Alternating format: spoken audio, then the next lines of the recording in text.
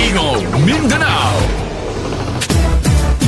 Sa Kapalong, Davao del Norte, mas pinapakikinabangan na ngayon ng mga kasapi ng indigenous peoples communities ang tulong ng pamahalaan matapos na ilunsad ang Community Assistance Vehicle o CAV initiative. Kabilang sa programa ang pagbibigay ng libreng sakay para sa mga nakatira sa malalayong lugar o geographically isolated and disadvantaged areas. Para din ito sa mga IPs na gustong magpagamot sa Kapalong District Hospital.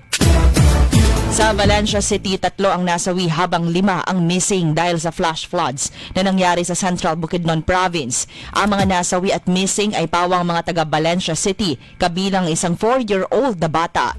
Nasa 800 pamilya o mahigit 1,850 katao ang naapektuhan. Sa Surigao City, 3 katao ang naaresto at nakunan ng 3.4 million pesos na halaga ng shabu sa buy-bust operation na ginawa sa barangay Canlanipa. Ang 3 mga nadakip ay nasa listahan bilang high-value target ng PNP Surigao del Norte. Isa sa mga nadakip na suspect ang umamin na kaya sila bumalik sa illegal drug trade dahil wala na si dating Pangulong Duterte. Sa Tagum City, abot sa 4.6 million pesos na halaga ng shabu ang nakumpiska ng PIDEA Region 11 sa isang high-value drug target na ginawang drug buy-bust operation kahapon. Ang nadakip ay kinilala sa pangalang alias Buloy na mataas na leader ng drug syndicate sa lalawigan. Tigong Mindanao.